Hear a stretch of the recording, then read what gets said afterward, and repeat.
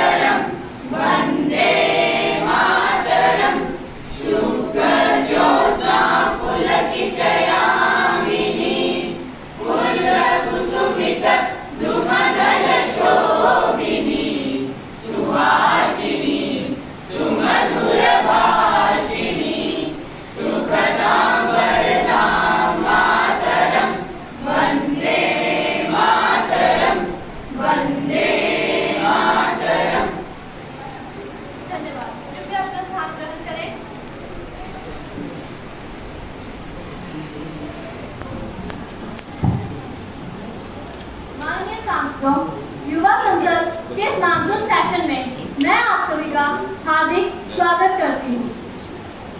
नए सदस्य प्रतिज्ञा ग्रहण अथवा प्रतिज्ञान करेंगे। महासचिव महोदय। सुश्री साक्षी जो उत्तर प्रदेश के लखनऊ संसदीय क्षेत्र से निर्वाचित हुई हैं, शपथ या प्रतिज्ञान करेंगी।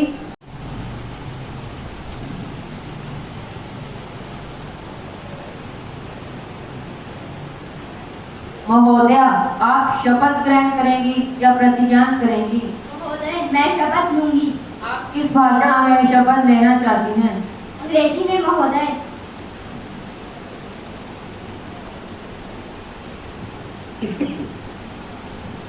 I, Sakshi, having been elected a member of lower house of the Youth Parliament, do swear in the name of God that I will bear true faith and allegiance to the Constitution of India as by law established, that I will uphold the sovereignty and integrity of India, that I will faithfully discharge the duty upon which I am about to enter.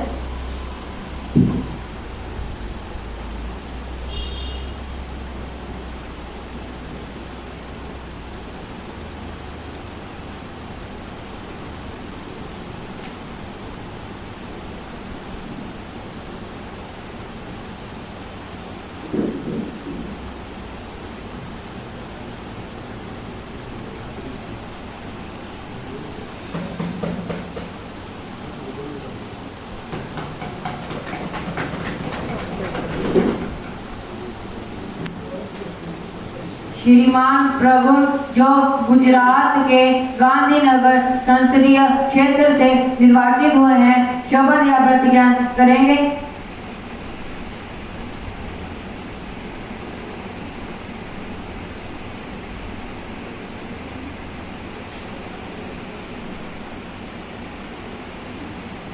महोदय, आप शपथ ग्रहण करेंगे या प्रतिज्ञान करेंगे? महोदय, शपथ ग्रहण करूंगा। आप किस भाषा में शपथ लेना चाहेंगे? हिंदी में महोदय।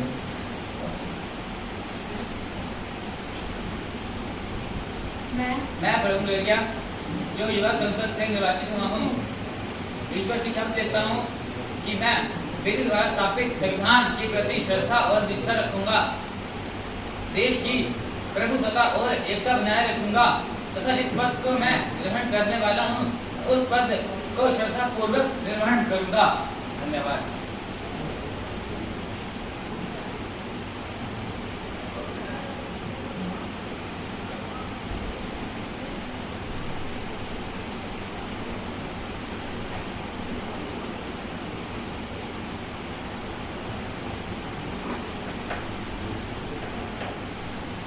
माननीय सदस्यगण, क्योंकि हम 2 माह के पश्चात आज मॉनसून सेशन के शुभारंभ पर मिल रहे हैं, तो मेरा कर्तव्य बनता है कि मैं सदन को हमारे 5 सैनिकों के दुर्घट निधन की सूचना दूं, जो कि 5 जून 2023 को जम्मू कश्मीर के रिजौरी जिले में विस्फोट हमले द्वारा मारे गए।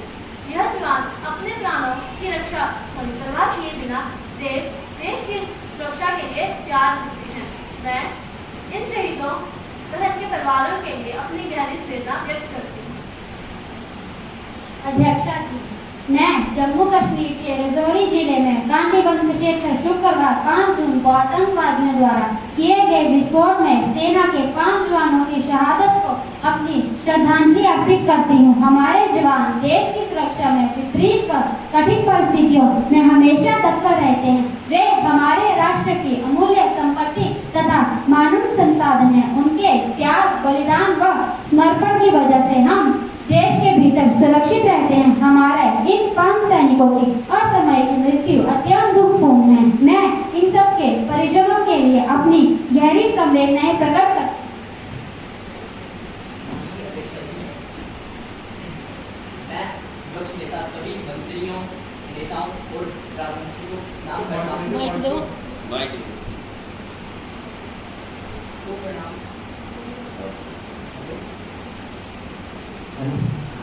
प्रणाम करता हूँ। हाल ही में बम विस्फोट में हमारे 5 जवानों का निधन हुआ है। ऐसे 5 वीर जवानों को हादसे में खो देना राष्ट्र के लिए एक महान क्षति, एक दुखदायी घड़ी है। इस दुख घड़ी में मेरा शहीदों के परिजनों से यह आग्रह है कि वे अपने आप को अकेला न समझे, बल्कि पूरा उनके साथ खड़ा है। मैं शोक संतप्त परिवार को संवेदनाएं और भेजने में स्वयं अपने दल और खुद को प्रेरित करता हूँ। धन्यवाद। सदस्यगण अपना गहरा शोक प्रकट करने के लिए कुछ क्षणों के लिए मौन खड़े होंगे।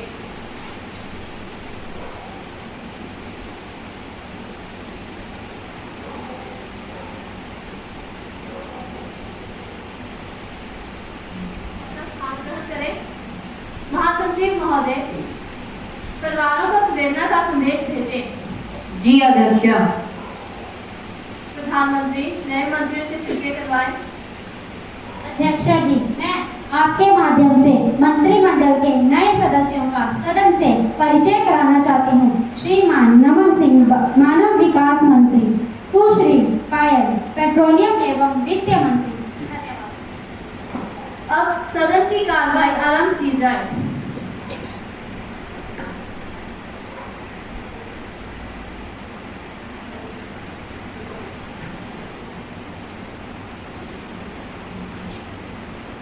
प्रश्नकाल आरंभ किया जाए। प्रश्न संख्या 101 माननीय सांसद सुश्री साक्षी।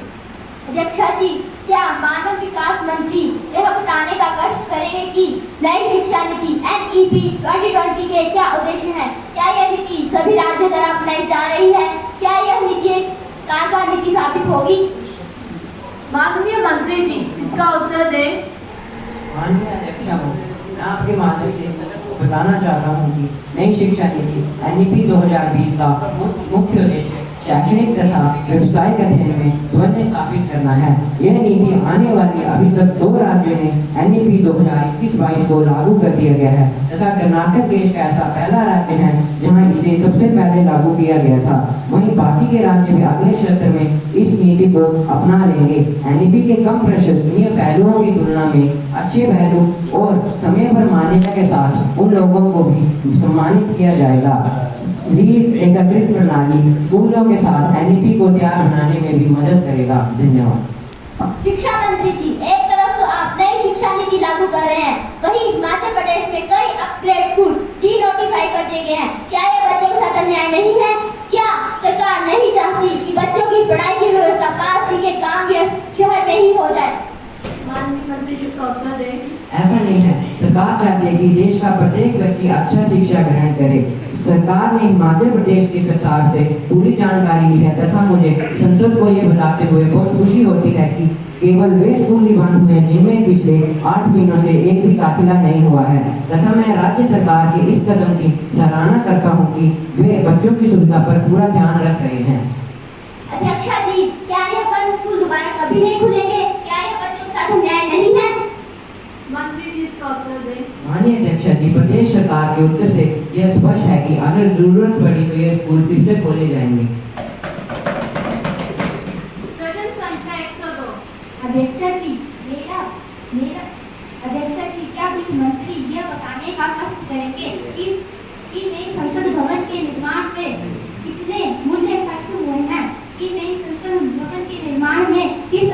परियोजना का अंतर्गत है। नई संसद भवन के निर्माण में कौन कौन सी सुविधाएं उपलब्ध हैं?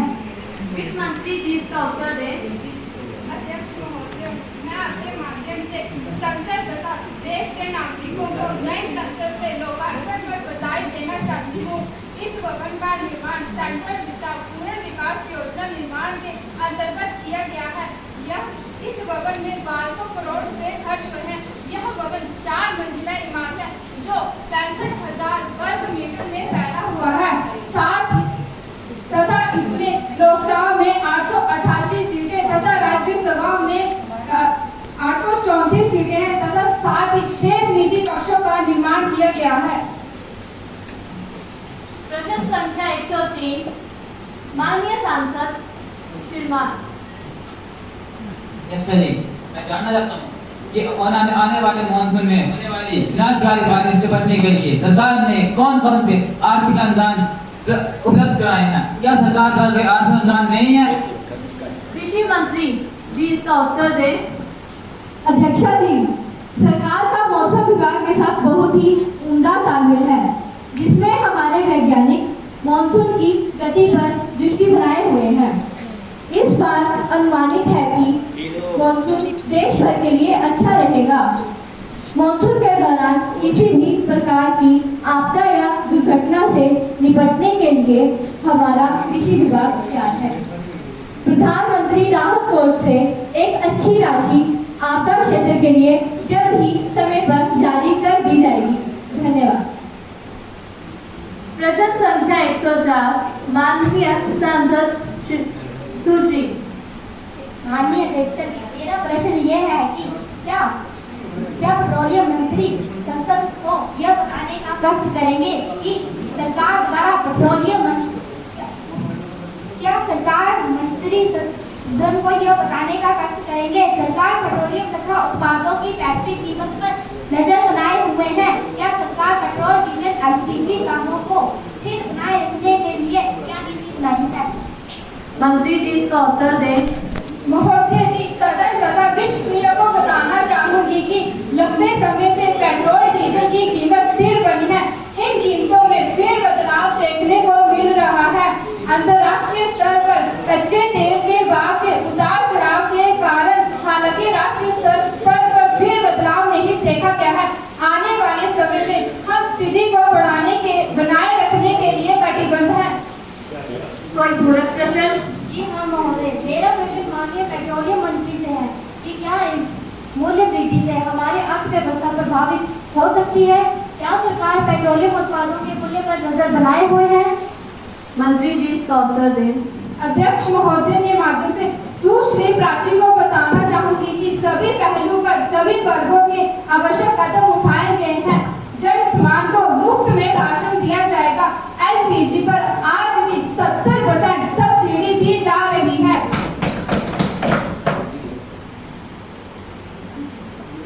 प्रश्नकाल समाप्त। माननीय सदस्यगण, मुझे कुछ विषयों पर स्थगन प्रस्ताव की सूचना प्राप्त हुई है। मैंने स्थगन प्रस्ताव के लिए अनुमति प्रदान की है। माननीय अध्यक्षा जी, मैं प्रधानमंत्री से पूछना चाहता हूँ कि हाल ही में उत्तर प्रदेश और हिमाचल प्रदेश में पेपर लीक की घटनाएं सामने आई हैं। क्या इन घटनाओं ने देश को शर्मसार कर दिया है? क्या प्रधानमंत्री जी बता सकते हैं कि उन्होंने पेपर लीक को कम करने के लिए क्या कदम उठाए हैं? क्या देश की सरकार राज्य सरकार से संपर्क साधे हुए है? क्या देश की जनता निश्चिंत रहेगी भविष्य में इस तरह की घटना कभी नहीं होगी? प्रधानमंत्री जी इसका उत्तर दें। हम मानते हैं कि पेपर लीक मामला राज्य और देश के लिए निंदनीय है। हाल ही में उत्तर प्रदेश और हिमाचल में कुछ पेपर लीक के मामले सामने आए हैं। सरकार इस प्रकार के मामलों की घोर निंदा करती है, पर भविष्य में इस प्रकार के मामले न हो, इसके लिए सरकार ने राज्य सरकार के साथ मिलकर कुछ कड़े कदम उठाए हैं। अब से किसी भी परीक्षा के लिए ऑनलाइन ही अप्लाई किया जाएगा। सभी परीक्षाएं सीसीटीवी कैमरा के अंतर्गत करवाई जाएंगी। सभी परीक्षार्थियों का परीक्षा केंद्र में सही पहचान पत्र द्वारा ही एंट्री की जाएगी। पेपर होने तक प्रश्न पत्रों की पूर्ण सुरक्षा राज्य सरकार पर ही रहेगी। धन्यवाद। अध्यक्षा जी, यूँ तो प्रधानमंत्री आए दिन सफेद की गई ट्रेनों को हरी झंडियां दिखाने में व्यस्त रहते हैं, पर रेल सुरक्षा पर कोई ध्यान नहीं देते। हाल ही में हुए रेल दुर्घटना इसी का नतीजा है। घटना में अभी तक 300 से अधिक लोगों ने अपनी जान गंवा दी है।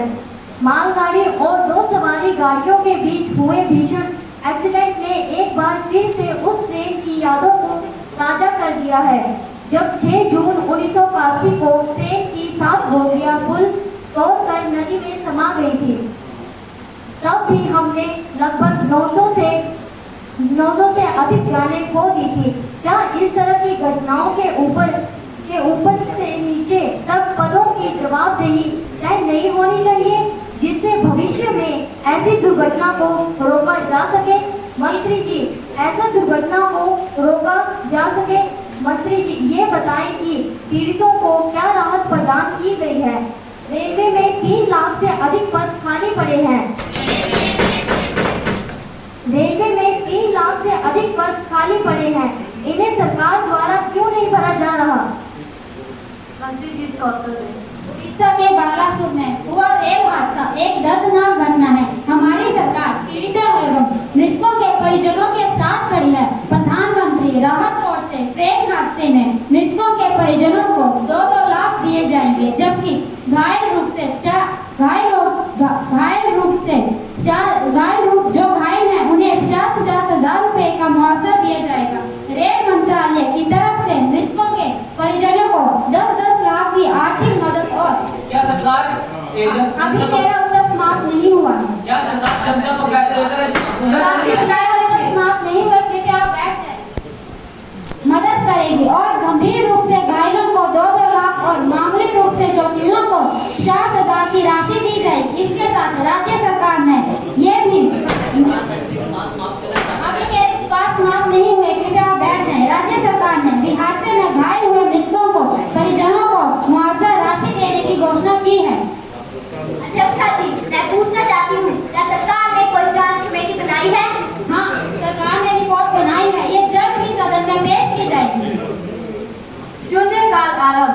पॉइंट नंबर 1, माननीय अनिल। माननीय अध्यक्षा जी, मैं गृह मंत्री जी से पूछना चाहता हूँ कि हाल ही में रूस और यूक्रेन के बीच में चल रहे युद्ध में भारत का क्या रुख है? क्या भारत किसी देश का साथ तो नहीं दे रहा? कहीं इस युद्ध की वजह से भारत को कोई प्रतिबंध तो नहीं लग सकता? गृह मंत्री जी इसका उत्तर दें। अध्यक्षा जी, मैं सदन को बताना चाहता हूँ कि रूस यूक्रेन युद्ध में भारत द्वारा खुला अपनाते हुए वैश्विक शांति का समर्थन किया गया है। भारत मॉस्को और रूस के साथ अपने संबंध बनाए रखे हैं। साथ ही भारत ने रूस से तेल खरीदने के पश्चिमी प्रतिबंधों के वातावरण में काम किया है। आज भारत रूस से 25% तेल खरीद रहा है, जो पहले 2% से भी कम था। भारत ने खुले तौर पर इस युद्ध में किसी का समर्थन नहीं किया है, इसलिए भारत पर किसी भी प्रकार का प्रतिबंध लगाने की जरूरत नहीं है। पॉइंट नंबर 2, माननीय आदित्य। माननीय अध्यक्षा जी, आज मैं आपके सामने आज के समय में देश में हमारे बच्चे और नौजवानों में नशा एक बढ़ती समस्या बनती जा रही है। ये तो ना सिर्फ नौजवानों की गिनती तबाह कर रहा है, बल्कि देश के विकास में भी बाधा है।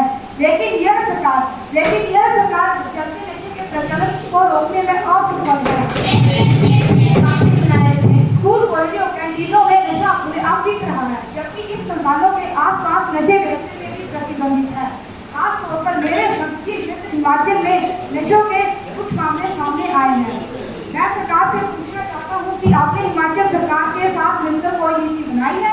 मैं सरकार से पूछना चाहता हूं कि नशों के कारोबार को रोकने के लिए आप क्या कदम उठा रहे हैं? प्रधानमंत्री जी इसका उत्तर दें। माननीय अध्यक्षा जी, मैं माननीय सदस्य द्वारा व्यक्त की गई चिंता का समर्थन करती हूँ। सरकार राज्य सरकार के साथ तालमेल बनाए हुए है। राज्य सरकार ने पिछले 1 साल से कई नशा निवारण केंद्र स्थापित किए हैं। इसमें बिलासपुर में 1, मीरपुर में 5, मंडी में 3, कांगड़ा में 15, कुल्लू में 15, ऊना में 24, सोलन में 22, सिरमौर में 4 नशा निवारण केंद्र स्थापित किए हैं। चंबा, लाहौल और कुल्लू में वर्तमान में कोई भी नशा निवारण केंद्र नहीं है, पर जल्दी ही यहाँ पर भी नशा निवारण केंद्र स्थापित किए जाएंगे। शिमला, सोलन और ऊना में हाल ही में कई नशा संबंधी मामले सामने आए हैं। क्या सिर्फ नशा निवारण केंद्र स्थापित करके सरकार अपनी जिम्मेदारी से बचना चाहती है? क्या सिर्फ लोकप्रियता के लिए सरकार कुछ केंद्र खोल रही है? अध्यक्षा जी, मैं मानती हूँ कि सदन इस चिंता पर गंभीर है, पर ऐसा नहीं है कि सरकार हाथ बांधे खड़ी है। हमारा स्वास्थ्य विभाग और पुलिस इस नशे को रोकने के लिए कटिबद्ध है। ज्यादातर नशे संबंधी मामले पंजाब से लगते क्षेत्रों से आए हैं। सरकार ने सीमा पर चौकसी बढ़ा दी है ताकि अगर सरकार ने सीमा पर चौकसी बढ़ा दी है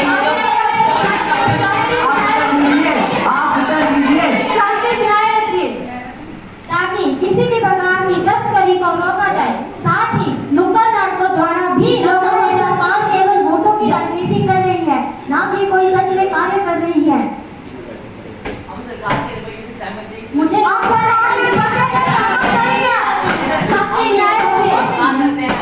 और देश की तरक्की भी नहीं होने देना चाहती है।